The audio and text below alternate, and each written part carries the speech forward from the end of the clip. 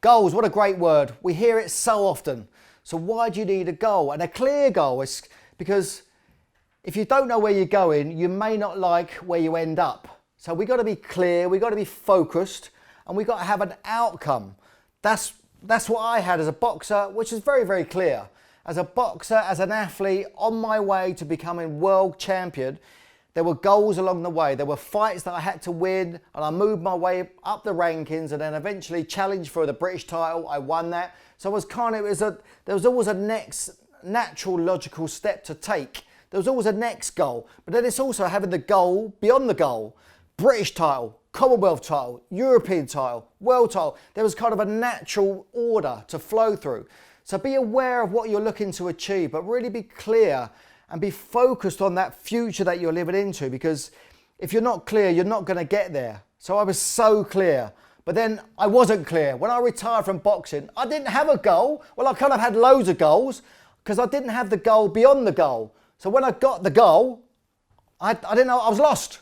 So I had to reinvent, and I spent so much time trying to find myself. So I had a goal. So I had a goal to become an actor. Now, if you ever need evidence that there's a worse actor out there than Vinnie Jones, go and rent. It ain't worth buying The Mean Machine. I was in that. I did a few films, so that was a goal, and I attained it. But in that moment of attaining it, I kind of realised, this ain't it for me. This ain't it. Then I was going to open a wine bar, a restaurant. I pursued that. I went and did an exam, but that wasn't it either. So you have a focus, you have a goal. I was going to go work as a trader on the stock market. So I pursued that. My goal was that. So I went and found the right people to train with. I read the right books. So I focused on that. And eventually, before I got there, I realised that wasn't for me either. I was going to be a boat skipper. I had these dreams about driving these big yachts around the south of France and the Bahamas. So I pursued that. I found a guy, I went on the Norfolk Broads, little boats, parking them. Then I was on the North Sea on this big boat, and it was raining, it was rough, and I was throwing up over the side. It's got, this ain't it either. I had a goal, but I pursued it, and I got to the end result, but I changed direction. So if you need to make changes, if what you're pursuing is not it, then maybe it's okay to fail. It's okay to look at doing different things. I even had a go at modelling. Now, I'm with a modelling agency called Uglies. Now, they cater for people with kind of unusual looking faces. I didn't get a lot of work. So I used to model balaclavas. So that was my modelling career. So I did acting, I did filming, I pursued so many different things. So I fulfilled on each goal, but it didn't mean that was going to be my future life. So while I was going through all of these things, pursuing all these different goals, fulfilling on them to a certain degree, but it wasn't my life purpose. So I went for the goal, I fulfilled on it, I took the required action, I was clear and I was focused, and I got there, but it wasn't it. So in amongst all of that, I was pursuing my own personal growth, my own self-development. So kind of that was where my life purpose was. And it was kind of right in my face, but I couldn't see it at the time because I was pursuing so many different things. So be clear, get focused and design it and create it and keep going. Just go for it, because what happens is so many of us have so many things we want to do. Just pick one, do it, get to it, do it. And if it ain't it, that ain't it. Just move on. What's the next one? And then just keep moving, and eventually you'll find your thing. Now, whatever your thing you're looking for is it to make money? Is it to make a difference? Encompass all those things together, but just keep pursuing your purpose, because that's the bit that I'm so proud of that I did, because I pursued so many different things, and I'm a winner. I'm non-stop, and I keep going. I will fight to the death in pursuit of what's available, and I've got it now, because if you've been following my story, there were times I had some real tough times, some real dark times, and I was in a crisis, a personal crisis. So here I am today, happy, fulfilled and satisfied.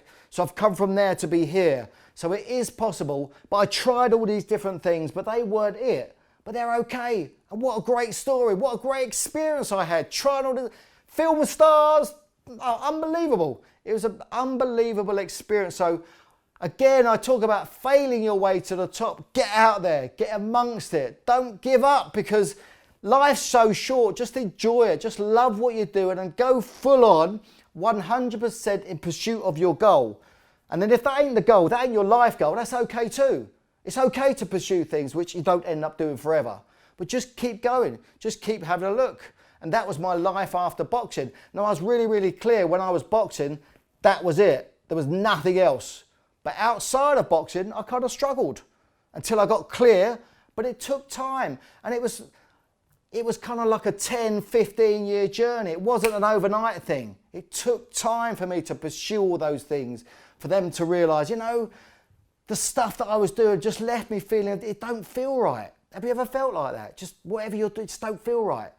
So that's the way that was, but I kept pursuing my purpose. So just don't give up and keep pursuing your goals, whatever they may be. Just go for them 100% and commit to your dreams, take inspired action and go make them happen because they are possible.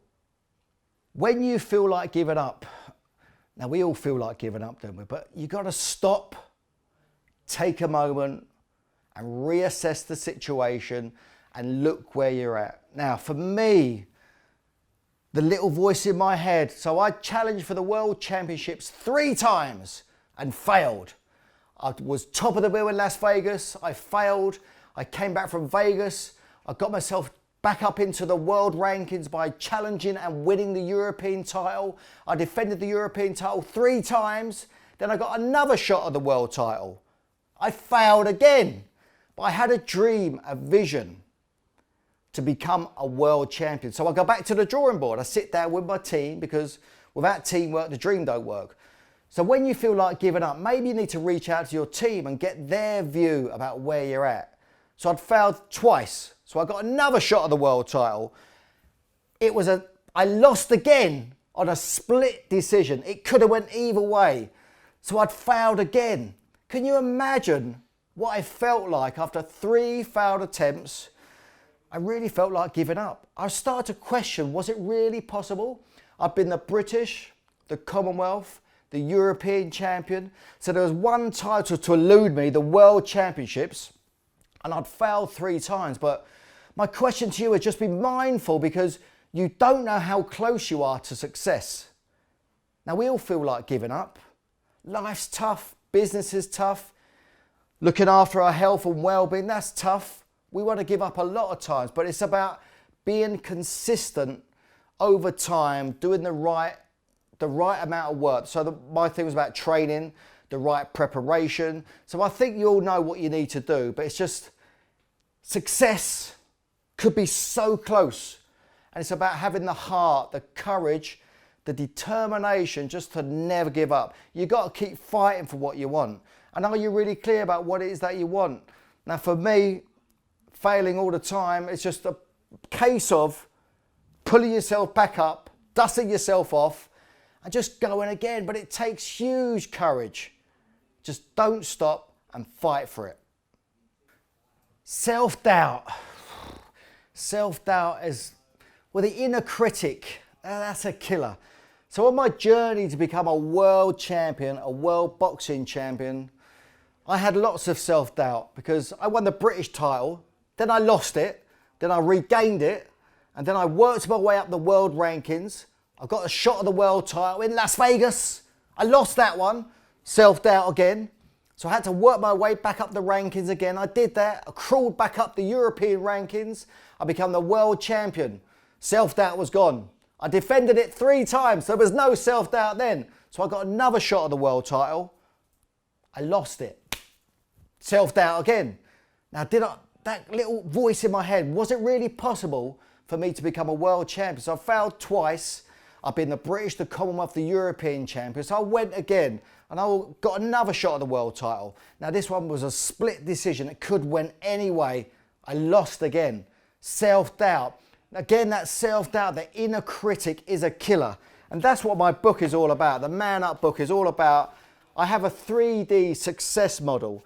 So there's a positive cycle, which is discipline, dedication, achievement to a desire. That's a positive cycle. But then you've got a negative cycle. You've got an inverted triangle.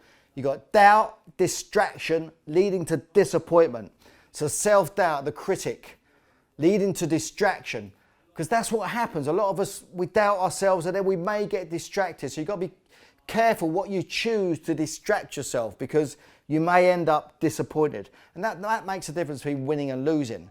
So self-doubt, just be mindful of what you're doubting, because that might be a repeating pattern. That might be a way of being that you're always doing. So which is all based upon your past. So you need to interrupt that. Work with somebody. I'm sure you're reading loads of books anyway. I'm sure just have a look and get to work on yourself, your values and who you are, what your belief systems are. And you might have a story running in the background which may be causing you to doubt yourself a lot. Now, when I retired from boxing, I had a story that life's a struggle and money's hard to get, because that was my life, because I had loads of evidence for it, that life's a struggle, because I used to fight for a living. I would go to work prepared not to come out. That was my life. I was fighting for my life. And money's hard to get, which kind of was my reality, because I was a prize fighter. So I fought for money. So that was my story. And I kept messing things up, because life's a struggle, money's hard to get. I kept repeating that same pattern. Broken relationships, I've been bankrupt, I kind of lost everything. So I kept kind of reaffirming that story for myself. So it wasn't until that I broke that pattern, I overcome being myself, and I'd worked on the story that I had about myself. I dismantled myself and I reinvented and recreated my thinking. So that's what I did. So it's about get some help, get some work with a coach, and get to look at what is it that's having you think that way all the time. Because that self-doubt maybe not really real. Now, are you failing? Are you failing enough? Because I believe about failing your way to the top. I became a world champion, failed 3 times, and it took me years and years and years to get to where I wanted to go to. So if it's a time thing, just keep going. Don't ever give up, and have a conversation with yourself about what you're really after. Now, don't be a victim of that either. Be a creator of your life. You've got to commit to your dreams. You've got to take inspired action, and you've got to make it happen in the face of you doubting yourself. So man up, take yourself on, step up, be prepared to fail, because you can succeed. Anything's possible. Accountability. That's what's going to make the difference, I believe. So do you hold yourself accountable, or do you have coaches, advisors, mentors who are going to hold you accountable? So for me as an athlete, I was so driven. My coaches, my mentors, they had to hold me back, because I overdone it.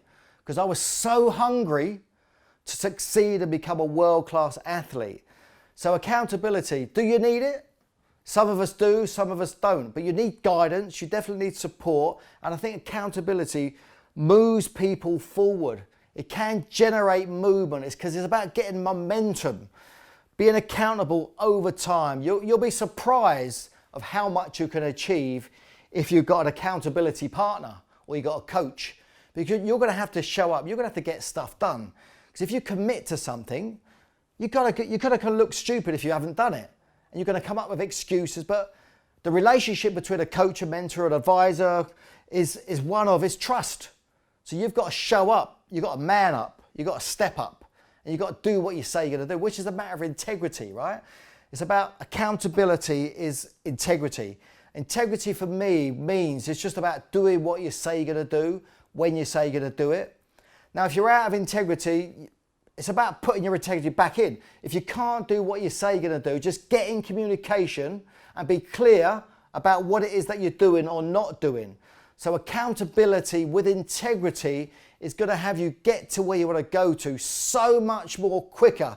Like you wouldn't even believe the speed with velocity you'll get to the end result. If you've got accountability and you've got someone holding you to account and you've got integrity with yourself and others and in your life, because that is key, and that's what separates winners. It's about integrity. It's about delivering what you say you're going to do when you're going to do it. And we've got to learn along the way, right? That's it. We're going to fail. If you're up to big things in life, you ain't going to be able to do what you say you're going to do all the time. That's not about that. Play big. Go for it and just clean up. If you can't do what you say you're going to do, you've got to get in communication. That's all you got to do. Get in full communication with the people that you're working with in your life, because you know what it's like. When people disappear, they're not in communication, it causes upsets, it causes challenges, it causes discord. So be in full communication, be accountable to yourself, have integrity with yourself and with everyone in your life, and you will be, honestly, you'll be so surprised how quick you'll get the results that you're looking to attain. I promise you. Take it on. So how do I look? Okay, I reckon I look quite good at 50. Life begins at 50. 50 is a new 30, isn't it, guys? For all us 50-year-olds out there, come on, I applaud you. So how do I keep in shape? Because I live like an athlete, and I think like an athlete, and I kind of behave like an athlete. Here's the thing, I have an 80-20 rule. 80% of my life is living like an athlete, thinking like an athlete, but then 20% of it is living like, I don't know what you call it, but I like to live. And I've had a very, very colourful life in that 20% little piece. But most of the time, I'm in the 80% piece. So I'm physically working out, I'm nutritionally taking supplements, I'm eating the best I can, and that's the way that I keep in shape. And here's the thing I have, which I'd love for you to check out. I've created a 7-step winning formula. It's about how to look good naked. So if you want to look good naked, send me a message and I'll be happy to send you my 7-step winning formula about how to look good naked. Because listen, if you can look good naked, you've cracked it, especially at 50. So that's the way that I live my life. And I have certain rituals. In the morning, I'll have water, I'll have warm lemon water. I'll have some, I have supplements. So I have a little routine. I can send you what that is as well. So I have certain routines which allow me to keep my body and my mind in the best shape it can be. And nutrition plays a big part because it's about mental, physical and nutritional fitness. So nutrition is something we neglect. So that's something for you to consider. Are you looking after yourself? Are you eating the right things? Are you drinking too much? Do we need to cut back on things? Because this thing here is the only one we've got, right? So it's about looking after it as best we can and living the best we can, but also enjoying life also. So the 80-20% rule is something we all work by. Everyone that works with me, we all work by the 80-20 rule, and over time we all succeed. Because it ain't about this week or next month. It's about 3 months. It's about 6 months. It's about 18 months down the road. If you're living 80-20, 3 years down the road, trust me, you'll be okay. Because you'll be doing the right things and you'll be feeding your mind with the right fuel. You'll physically be looking after yourself. And it's about nutritionally putting the right stuff in there. So that's how I look after myself. And I think it's vital to be vibrant, have energy in whatever you're doing, because you're going to have a more fulfilling life if you've got the energy. So look after your physical body. And as we age, we need to manage that, definitely, for sure. So that's how I look after myself. Send me a message and I'll get you looking good naked.